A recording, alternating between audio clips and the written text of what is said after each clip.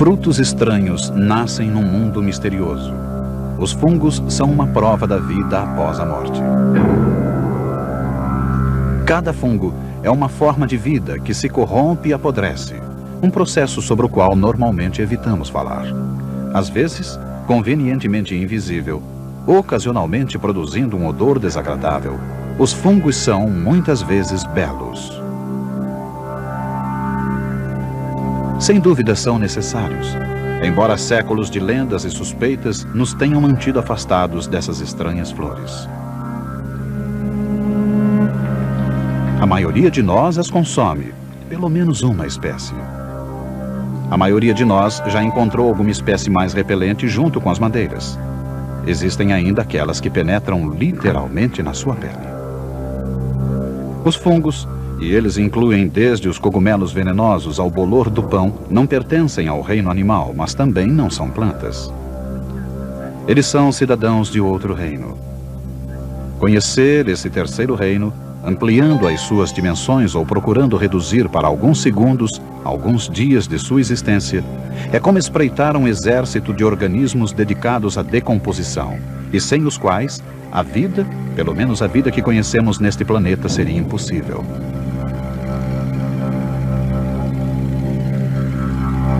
A beleza de um cogumelo pode esconder uma fera. Uma desconfiança dessas excrescências terrestres se perpetuou através dos séculos. Os herbanários medievais não sabiam como explicá-las, mas encontraram nos escritos dos gregos e romanos muitas descrições dos deleites e perigos das experiências com esses organismos. Comer ou não comer, esta era a questão. Alguém escreveu: os cogumelos dos prados são os melhores que existem. Não convém confiar nos outros.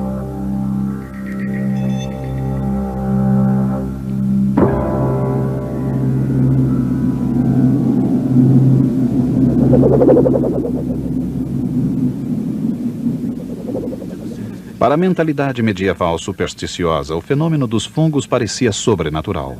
Uma espécie de cogumelo venenoso foi prontamente identificada como um símbolo oculto de um mundo místico e conhecida como cuspe do diabo, joanetes do diabo, queijo de sapo e manteiga de bruxa. Em torno do chamado agárico da mosca, surgiram centenas de contos de morte e êxtase, de embriaguez ritual e frenesi convulsivo. Para uma imaginação fértil, uma estrutura assim tão elegante deve estar possuída de poderes mágicos, uma magia que pode ser observada em todos esses frutos venenosos no seu aparecimento súbito e inexplicável.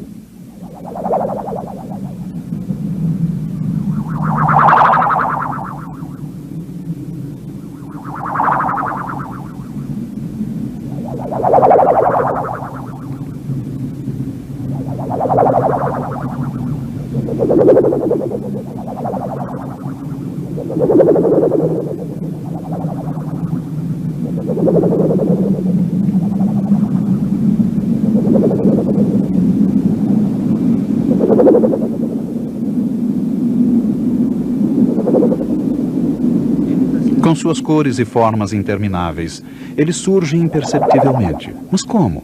E de onde? Eles são um efeito, mas qual seria a sua causa? Durante séculos, a resposta mais simples era que constituíam obra do diabo.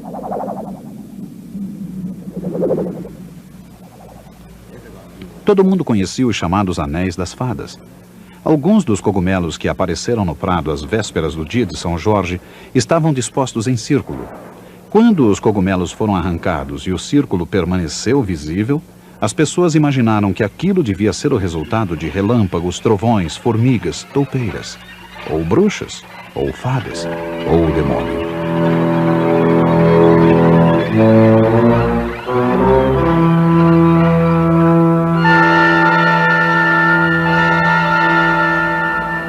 Quem jamais poderia ter imaginado que debaixo daquele círculo algum organismo invisível podia estar estimulando o crescimento da grama?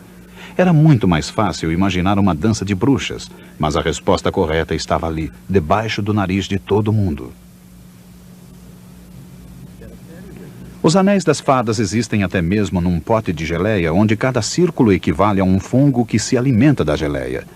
E quer se trate de bolor ou cogumelo, e quer se desenvolvam na floresta, nos prados, na despensa ou no laboratório, a maioria dos fungos começa a viver de maneira muito semelhante. Nesta geleia especial, aproximadamente 80 colônias similares se alimentam e se desenvolvem. Só se permitiu que 3 anéis separados crescessem aqui. Espécies diferentes, cores diferentes, cada espécie se espalhando para digerir o alimento oferecido. Para algumas, a refeição será de origem animal. Poderá ser você. A chamada tinha e o anel de fada têm muita coisa em comum. Como podemos observar daqui do alto, os anéis de fada podem atingir um diâmetro muito grande, enquanto os fungos na terra crescem inexoravelmente para fora. A relação entre o cogumelo e o que se encontra na terra é que eles são uma coisa só. O cogumelo é o sinal exterior visível de sua ova, interior e invisível, ou micélio, como é chamada. Basicamente, essa massa fofa pode ser qualquer espécie de fungo, crescendo na geleia, na terra, na madeira, em qualquer lugar.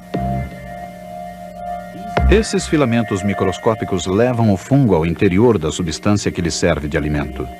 Um fungo se espalha através do seu alimento, não aumentando de volume como um animal ou uma planta em crescimento, mas por meio de um movimento contínuo através de novas áreas, digerindo o meio circundante com auxílio de sucos secretados pelo micélio.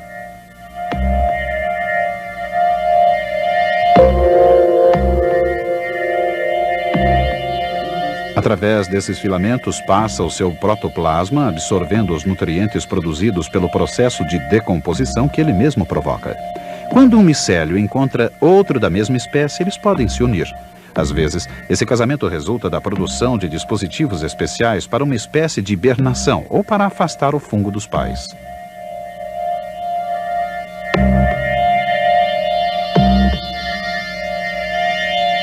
Quando o alimento se esgota ou o meio ambiente se torna hostil, torna-se essencial o desenvolvimento de uma estrutura semelhante a uma semente chamada esporo, para que o fungo possa evitar o risco de ser transportado para outro local para dar início a uma colônia. Nesse mofo se desenvolve a cápsula de sobrevivência ou esporo, na junção dos 2 filamentos. Ela poderá estar protegida por uma parede grossa e por essas excrescências protuberantes.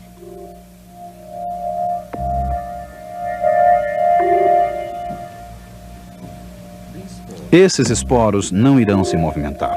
Sua estratégia é permanecer em inatividade, hibernar até que surjam as condições propícias ao crescimento. Outra estratégia é escapar pelo ar.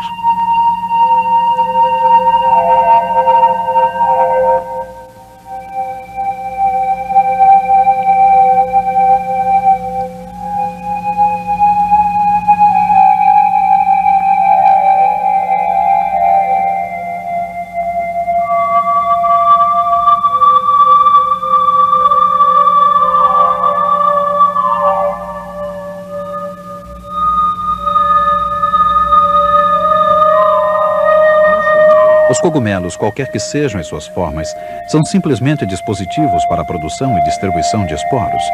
Tendo origem na fusão dos micélios, os cogumelos transportam os esporos em desenvolvimento e das áreas retorcidas das suas chamadas lamelas, os liberam numa tempestade de proporções inacreditáveis.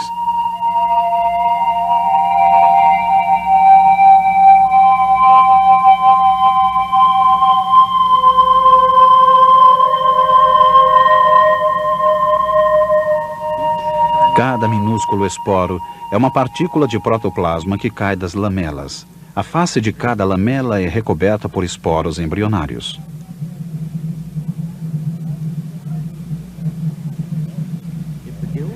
Se as lamelas de um cogumelo de bom tamanho pudessem ser espalhadas sobre uma superfície plana, a área de produção dos esporos teria o tamanho de uma tampa de lata de lixo. Os esporos crescem sobre minúsculos pedúnculos de células especiais. Por meio de algum mecanismo ainda misterioso para nós, cada esporo é separado do seu pedúnculo e liberado pelas lamelas. Assim que deixam o cogumelo, são envoltos em nuvens e conduzidos para sua missão.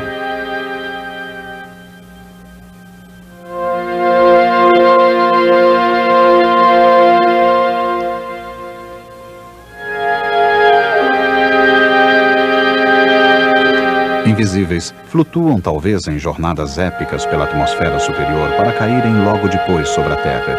Esses viajantes partem de uma infinidade de plataformas de lançamento.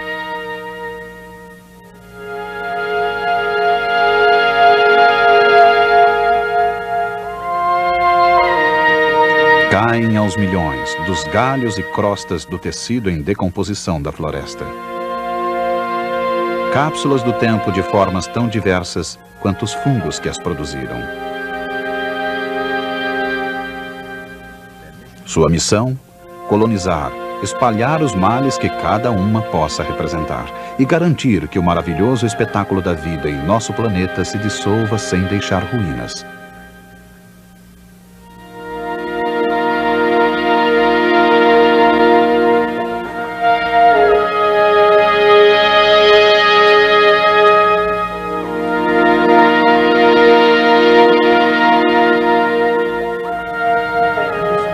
Além dessa corrente de fumaça invisível proveniente de lamelas e esporos orientados com precisão, existe, entre outra espécie de fungo, uma maneira mais explosiva de lançar esporos.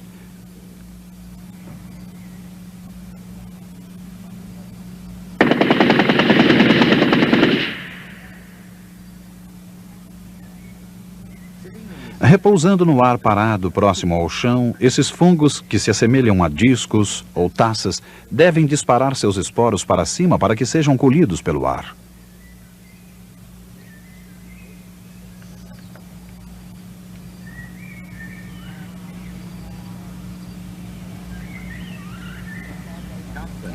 Fungos do tipo taça e taco, de uma variedade fantástica, também utilizam essa técnica explosiva. Assim, todas as estranhas excrescências que se proliferam às vezes da noite para o dia são dispositivos destinados a fazer cair esporos no mundo. Milhões acabam morrendo, mas alguns conseguem encontrar um lugar onde possam germinar e crescer.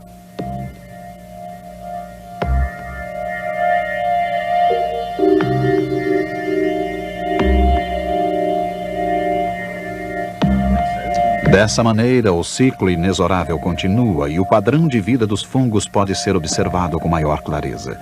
A nova colônia se alimenta e se espalha.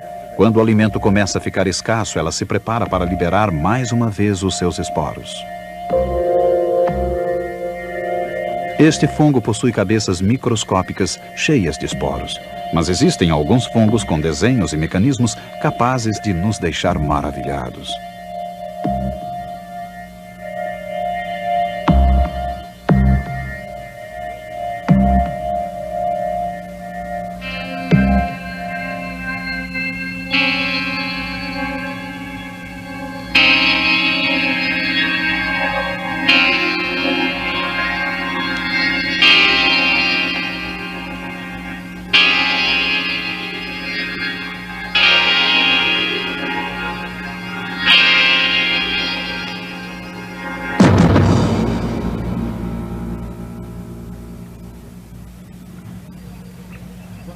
Elevando-se do solo ou de onde quer que seja, o micélio do fungo já ganhou meia batalha.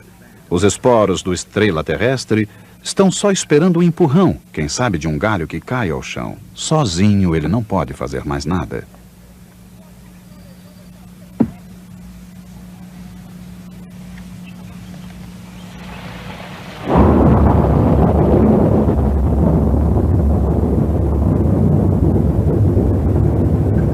Um cacho de bufas de lobo o aguarda a pesada gota de chuva que penetra a floresta.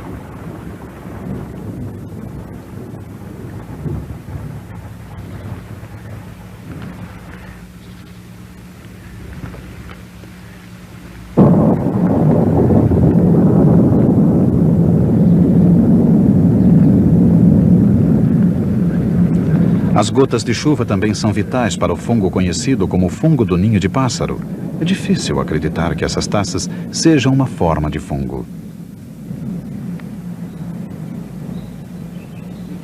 Os ovos no ninho são, na verdade, feixes de esporos que aguardam a súbita enxurrada de uma gota de chuva para saírem do ninho.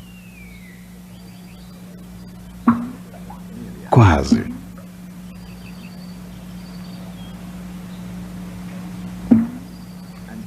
Agora, o feixe irá secar e talvez acabe sendo bicado por insetos, liberando assim os esporos.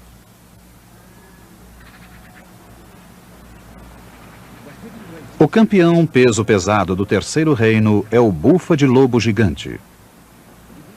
Se cada um dos bilhões de esporos dessa bola de futebol fossem colocados lado a lado, eles dariam pelo menos 4 ou 5 vezes a volta em torno da Terra.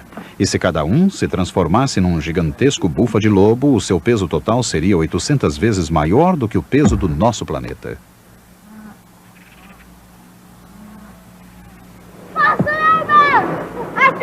Felizmente, a maior parte dessa poeira viva não irá sobreviver. Esse jogo já era praticado na Grécia Antiga.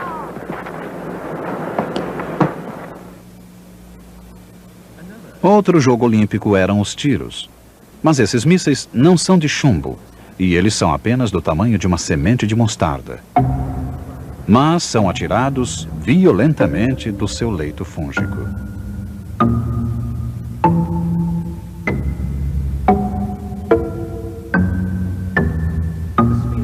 O fungo lançador de esferas não precisa de auxílio para disparar suas bolas de esporos.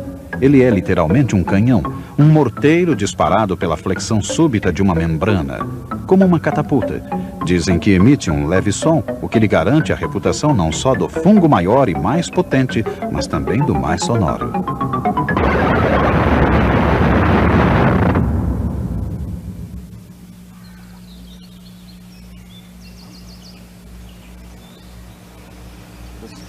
A erupção secreta desse cogumelo contrasta com a violência dos lançadores de esferas.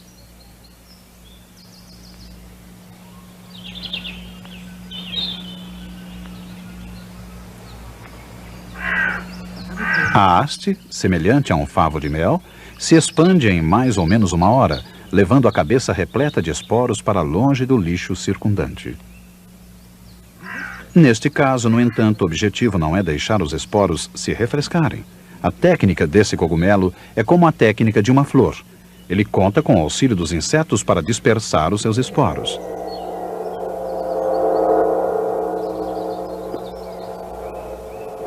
Para isso, começa a exalar um odor fétido. Esse odor, que se assemelha ao odor de carne em decomposição, permeia toda a floresta. O magnetismo desse terrível mau cheiro atrai moscas, ávidas para provarem do suculento manjar. Cada mosca sorve o líquido pegajoso dos esporos, e os esporos ficam grudados nas suas pernas e no seu corpo. A descendência desse cogumelo é garantida por um número incalculável de asas.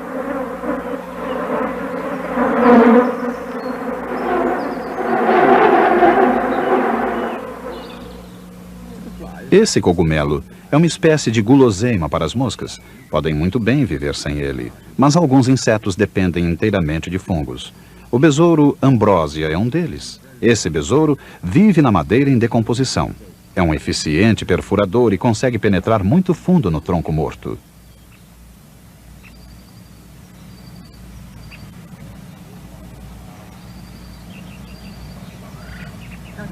Dentro da madeira, podemos observar manchas escuras nos túneis principais e galerias laterais. As larvas do besouro se desenvolvem nessas câmaras laterais escuras.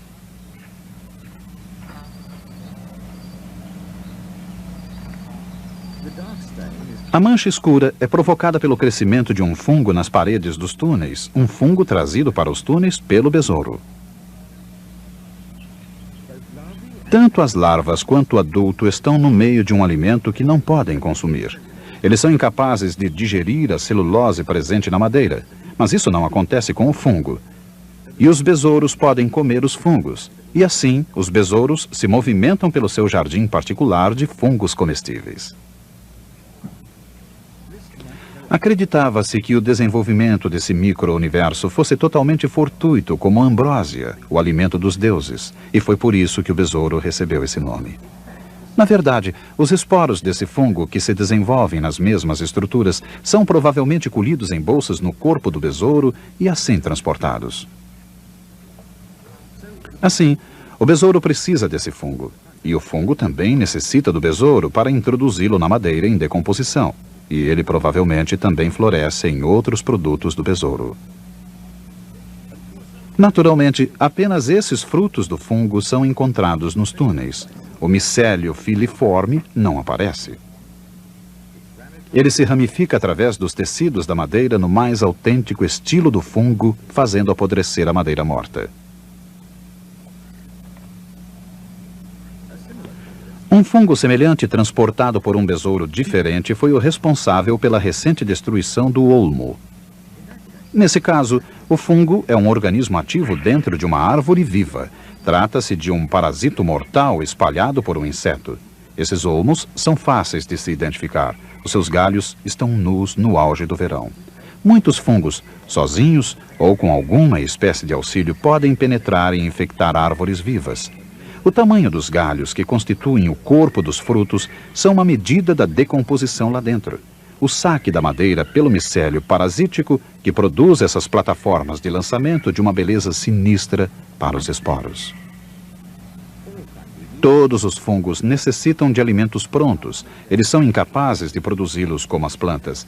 Esses parasitos retiram seu alimento da própria folha que os produz e são capazes de matar a mão que os alimenta. Mas existem alguns fungos bons para as árvores. O micélio de muitos cogumelos ajuda no processo de decomposição das folhas mortas, transformando-as num resíduo que serve de alimento às raízes das árvores. Existem ainda outros, como esses cuja íntima associação com uma árvore é, surpreendentemente, essencial à saúde de ambos. Mas, assim como o diabo leva à fama de muita coisa, são os parasitos que atraem mais a atenção, não só pela sua exuberância numa árvore viva, mas também quando começam a acelerar o seu processo de decomposição. Longe dessa batalha violenta, o chão da floresta está coberto de poeira. Os sinais da decadência estão por toda parte. Parece não haver limites para a diversidade e oportunismo dessa tribo. Às vezes eles se devoram uns aos outros. Cogumelos surgem de dentro de cogumelos.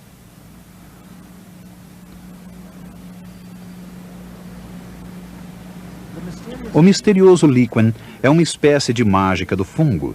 Dentro dele existem as células verdes de uma planta inferior, uma alga, que produz uma refeição para dois à luz do sol, mantendo-se assim e também ao seu parceiro fúngico em boa forma. Um fungo sorve o cadáver de uma lagarta. Outro mata uma mosca desafortunada, permeando seu corpo com seus filamentos. Em seguida, espalha esporos, talvez para fazer uma nova vítima.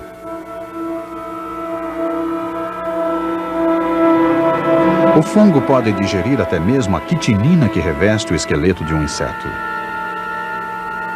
Muitos jardineiros ficam felizes ao verem um pulgão morto. Esta é uma substância capaz de matá-los com eficiência. Talvez um dia, a aplicação de uma solução dos esporos desse fungo torne o ataque dos pulgões aos crisântemos uma coisa do passado.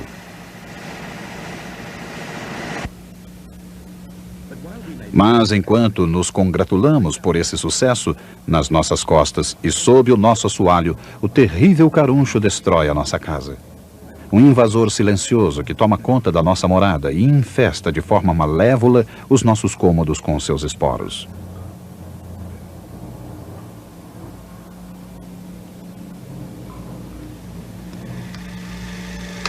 Nossa câmara também é vulnerável. Existem fungos capazes de sobreviver na aparente aridez de suas lentes.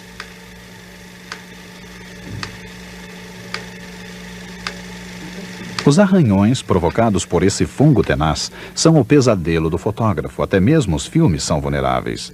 Neste slide colorido feito há 20 anos, uma colônia se desenvolve no céu. Ela se alimenta da emulsão fotográfica gelatinosa. Esses filamentos poderão um dia consumir até mesmo o material deste filme que você está assistindo.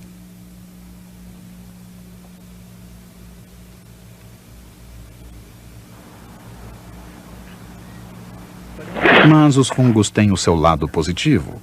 Consideremos o esterco, por exemplo. Os fungos são vitais para a sua destruição. Não apenas as vacas, mas também os cachorros, gatos, cavalos, ratos.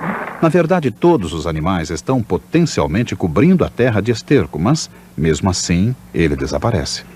Existe uma verdadeira orquestra de organismos executando a sinfonia de sua própria destruição, e não são apenas aqueles que chegam voando. O estrume da vaca está cheio de micróbios do terceiro reino, inclusive os fungos. Este obstáculo pode levar de 1 a 2 meses para se decompor, dependendo da estação do ano, mas isso deve acontecer para o bem de todos. O esterco de vaca se constitui em grande parte de grama não digerida, e a decomposição, como que o recicla, na própria grama. O esterco é atacado pelos filamentos das diferentes colônias de fungos. Eles se desenvolvem em mini-taças e microcogumelos, um caleidoscópio de formas que desprendem esporos e que passam de um local para outro.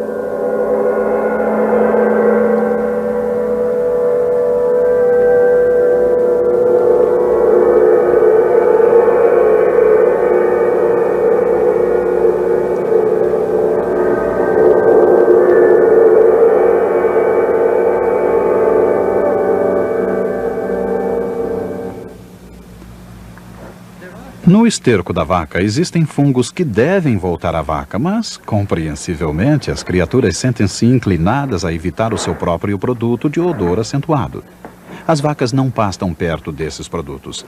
Existe em torno de cada um o que foi classificado como um anel de repugnância, uma faixa de grama intocada. Os esporos devem ser comidos a fim de que o fungo possa voltar ao esterco. Ele utiliza minúsculos canhões para disparar seus esporos até a grama que a vaca irá comer. Essas cápsulas pretas, cheias de esporos, serão atiradas através de jatos de fluido quando se romperem essas bolhas transparentes. Sensíveis à luz, eles se inclinam para disparar as cápsulas através das plantas vizinhas. Acelerando o ritmo, cada canhão se desenvolve e dispara assim.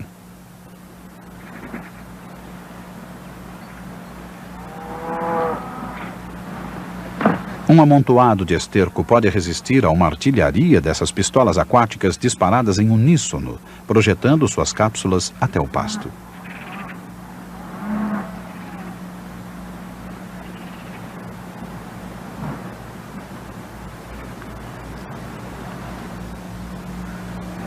Um esporo atira os minúsculos mísseis que aterrissam e permanecem junto a uma folha suculenta e ali esperam.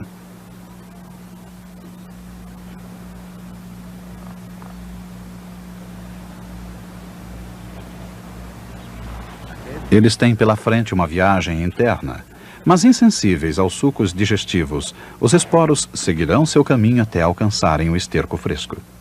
E aqui temos uma história ainda mais estranha. Uma infinidade de vermes microscópicos consome essa massa. Eles se chamam nematódios.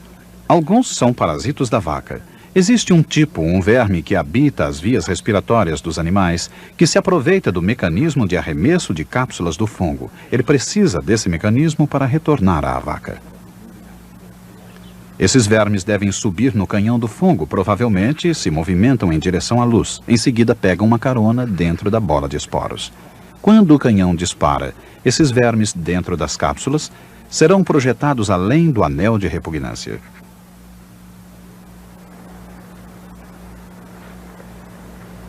Eles completarão seu ciclo de vida dentro da vaca.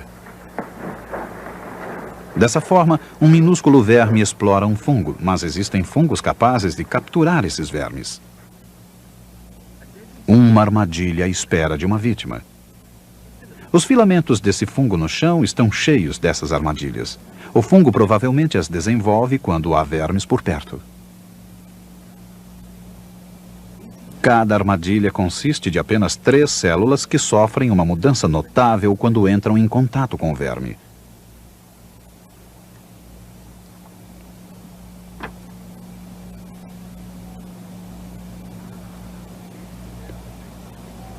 Esse verme já está preso na armadilha e dentro de instantes colocará a cabeça em um ou 2 desses laços.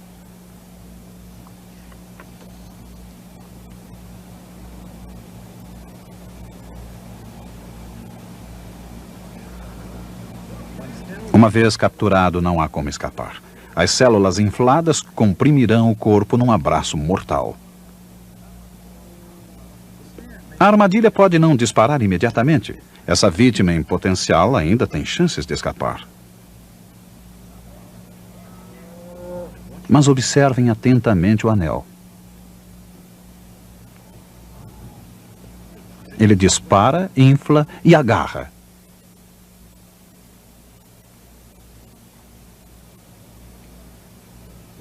O fungo agora irá crescer no animal, espalhando o seu micélio para se alimentar em todo o corpo. Nesta mistura de composto e terra, a capacidade de interceptar uma refeição que ia passando talvez coloque este organismo na frente de outros que simplesmente esperam que um cadáver apareça no seu caminho. De maneira semelhante, os fungos podem dar um passo adiante de nós. Os míldios que atacam as nossas rosas e os pulgões que destroem as nossas estufas se desenvolvem no meio generoso que lhes é proporcionado. Qualquer fungo que goste de plantas pode fazer colheita muito mais rapidamente do que podemos fazer a nossa. A ferrugem, que pode atacar o que plantamos, é um lembrete constante de que esse terceiro reino se alimenta de nós. Míldios passeiam por sobre folhas murchas. Mas a chamada ferrugem atinge profundamente os nossos gramados, retirando todo o seu vigor. Em certo momento, aparece nas superfícies das folhas, liberando através de pústulas seu pó infeccioso.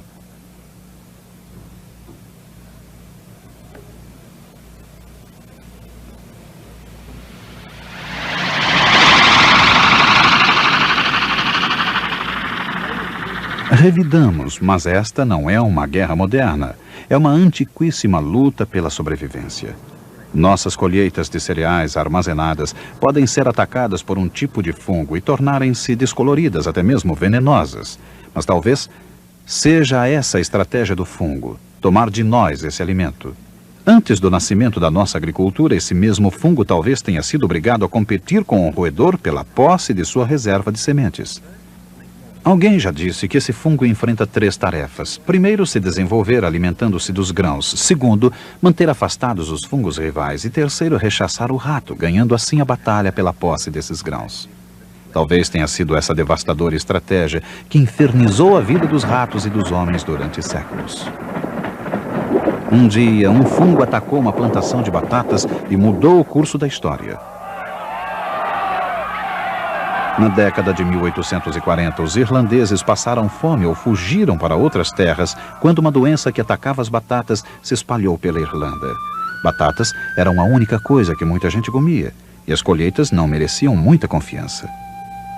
Mas naqueles anos excepcionalmente chuvosos, essa colheita vital enfrentou problemas. Como ninguém sabia o que causava a doença, ela foi classificada como obra da chuva e até mesmo da locomotiva a vapor, a mais recente invenção do diabo. Paradoxalmente, foi um homem da igreja, o reverendo Beckerley, que rejeitou as explicações sobrenaturais da época. Uma autoridade em fungos, ele apresentou uma teoria revolucionária, segundo a qual o fungo na planta era a causa da doença e não apenas um efeito dela. Mais de um século depois, nosso conhecimento de como essa doença passa de uma folha para outra tem se tornado mais completo. Minúsculos feixes de esporos se abrem na água, na superfície de uma folha. Os feixes chegaram com a brisa, mas foi a chuva que permitiu a sua separação. Não esqueçam que na década de 1840, chuva era o que não faltava. A água era essencial para que os minúsculos esporos pudessem nadar. Dentro de pouco tempo, eles haviam se unido, formando uma bola. Agora, eles germinaram e seus fios infectam os tecidos da planta. Um capítulo triste da história da Irlanda, mas que resultou na existência de um guarda irlandês em toda esquina de Nova York. Uma doença também atacou a marinha. As florestas eram derrubadas para que se construísse essas paredes de madeira. Os cogumelos acompanharam suas casas de madeira até o oceano e muitas vezes as destruíram até o fim. As bolhas de um fungo que se alimenta de óleo diesel podem entupir filtros e bloquear canos.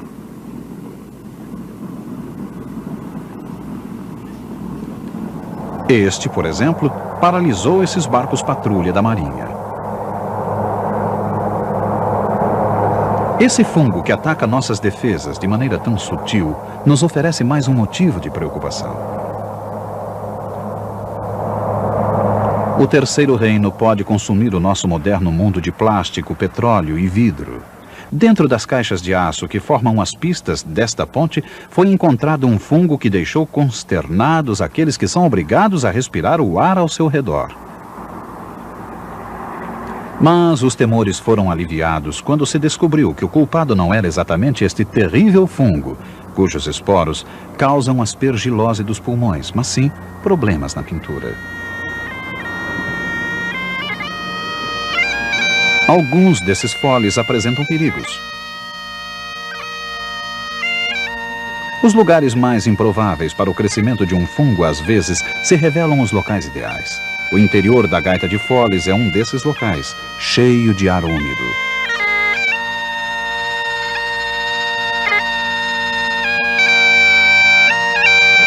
Além disso, ela é normalmente impermeabilizada ao ar graças a um revestimento com líquido viscoso produzido pela saliva. Nesse ambiente, vive este organismo. Também ele pode infectar os pulmões e derrubar um tocador de gaita de foles.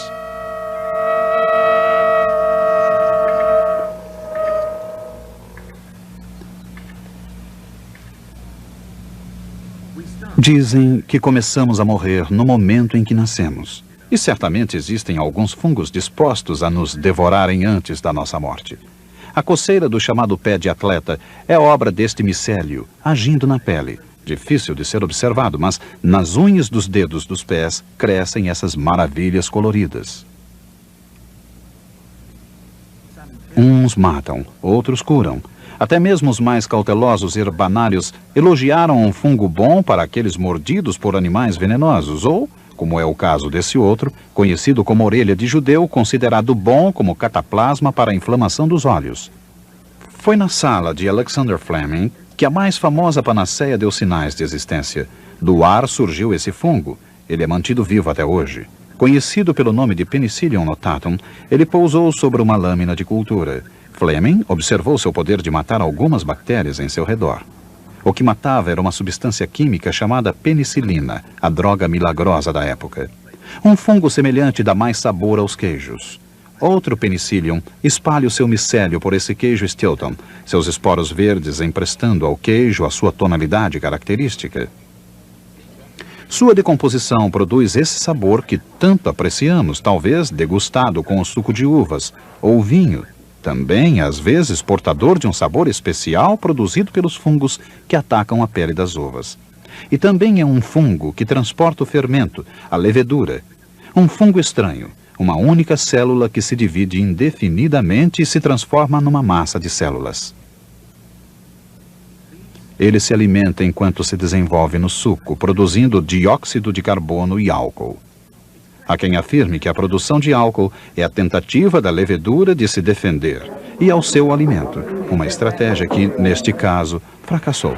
Colocamos a levedura para trabalhar. A antiga arte da fabricação de cerveja utiliza o fungo, embora, de certa forma, se trate de uma sociedade, pois a levedura é muito bem alimentada para cumprir a sua missão. A cerveja não é essencial à sobrevivência, embora existam aqueles que acreditam no contrário. Os fungos também são utilizados para completar ou decorar um prato. Comer ou não comer, essa era a velha questão. Certamente, esse cogumelo que brota na primavera agrada tanto ao nosso paladar quanto ao de outros.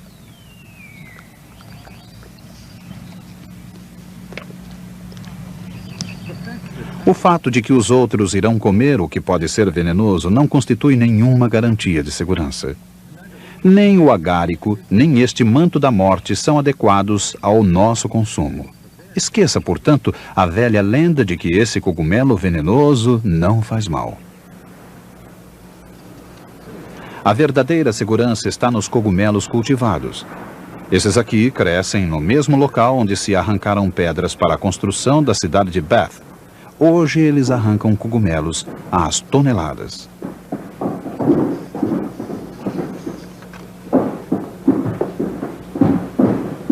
Cogumelos comestíveis são cultivados em cavernas, abrigos e túneis de estrade de ferro, um tributo ao nosso gosto conservador em matéria de fungos.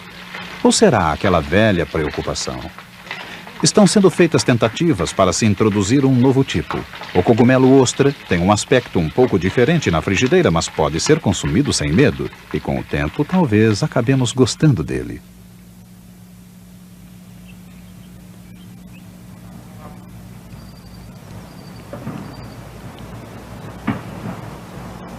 Quando o outono começa a colorir as nossas árvores, abre-se a porta de uma despensa, mas pouca gente sabe ou percebe que ali existe alimento de graça.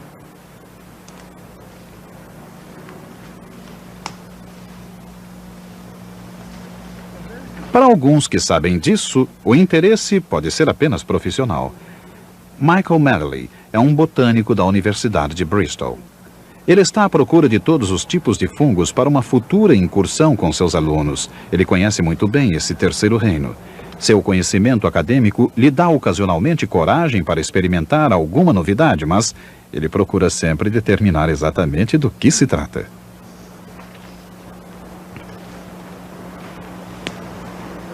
Mas existem outros que procuram apenas os alimentos fora do comum. Eles fazem sua busca com uma autoconfiança que é mais o resultado da tradição do que do treinamento. Fritz Kish e sua mulher, Lilo, nasceram na Tchecoslováquia, mas há muitos anos vasculham as matas britânicas em busca de guloseimas para sua mesa. Não existe melhor maneira de aumentar a confiança de quem colhe cogumelos do que trocar experiências com outros aficionados, mas é bom atender às advertências sobre perigos. Este aqui, infelizmente, foi danificado durante a colheita. É o fungo mais letal que alguém pode encontrar. Chama-se manto da morte. Um desses é suficiente para matar algumas pessoas. E o problema maior com esse tipo de cogumelo é que nas primeiras 5 ou 6 horas você não sente qualquer efeito. 10 ou 12 horas depois é que se manifestam os primeiros sinais de mal-estar. Um dia de enjoo e mal-estar generalizado. Pode até haver algum indício de recuperação, mas as toxinas já estão atacando o fígado. E pelo terceiro ou quarto dia, provavelmente você estará seriamente enfermo. As vítimas geralmente morrem em consequência dos danos causados ao fígado. Isso ressalta a necessidade de se conhecer muito bem as características dos diversos cogumelos. Esse cogumelo é muito semelhante a este outro, mas este outro amanita não é venenoso. Um engano e você está morto. Um temor que faz com que a maioria de nós consuma apenas os cogumelos dos supermercados. Mas como Fritz aprendeu a fazer essa distinção? Cresci no meio deles. Quando eu era menino na Tchecoslováquia, meu pai, que era médico, costumava me levar para longas caminhadas pela floresta e me mostrava o que ele achava que se podia comer.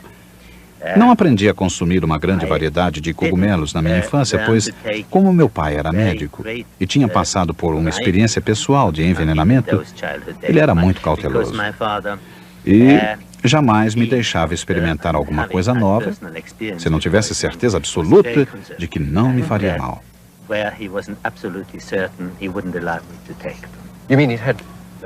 O senhor quer dizer que ele teve pacientes que morreram ou ficaram doentes depois de comer algum tipo de cogumelo? Bom, eu lembro-me muito bem de um caso ocorrido numa cidade pequena. Toda uma família de 5 pessoas, pacientes do meu pai, morreu envenenada por cogumelos. O único sobrevivente foi a pobre avó, que não se alimentara naquele dia.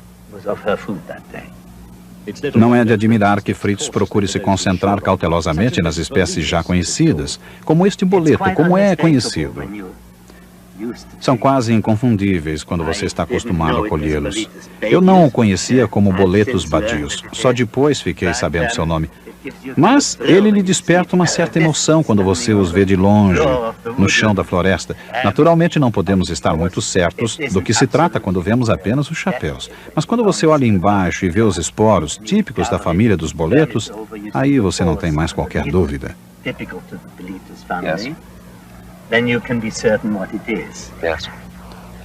Aqui nesta cesta, com uma grande variedade de cogumelos, existem outros comestíveis. Será que você experimentou esses, Lilo? Este aqui é um bife, eu já experimentei. Já experimentou este? Não, eu acho que não. Bom, por razões óbvias, veja, quando é aberto, se você cortar aqui, veja só isso, parece uma fatia de bife cru. Deus me livre, eu nunca tinha visto uma coisa dessas, diz Lilo. Parece muito com carne, mas o gosto é surpreendente. É levemente ácido, parece maçã frita. Eu não diria que me deixa entusiasmado, mas é comestível. Nunca provou disso? Não, nunca. Não. E o guarda-sol? Não, também nunca provei desse tipo. Bom, eu o conhecia, mas nunca me arrisquei a testá-lo, diz Fritz. Vamos experimentar agora. Quanto mais você observa esse anel em volta, mais você é tentado a se indagar. Será um amanita? Será venenoso? Eles têm uma aparência muito distinta. Se quebrarmos o talo, temos então esse lindo... parece que não vai quebrar. Esse lindo chapéu que constitui um ótimo alimento. Cozido na manteiga, é delicioso. Apesar de tudo, não há dúvida de que a atitude anglo-saxã de medo irá perdurar. Neste reino temos ainda mais uma surpresa sinistra. Um novo testamento da decadência. Um fungo que se movimenta lentamente e com facilidade, penetrando praticamente quase toda a forma animal, tragando tudo que encontra pela frente.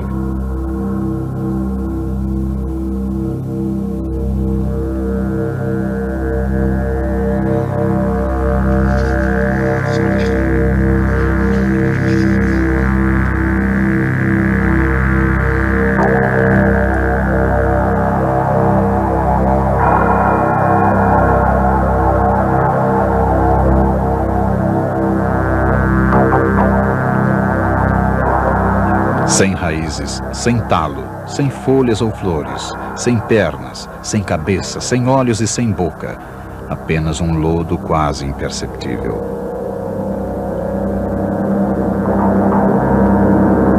Um fungo lodoso, digerindo o mundo segundo o seu próprio ritmo.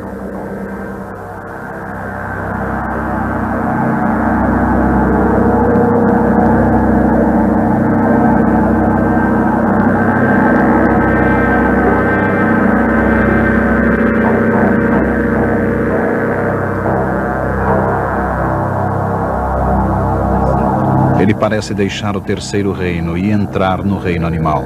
Depois retorna, transformando-se numa forma mais fungoide para liberar os seus esporos.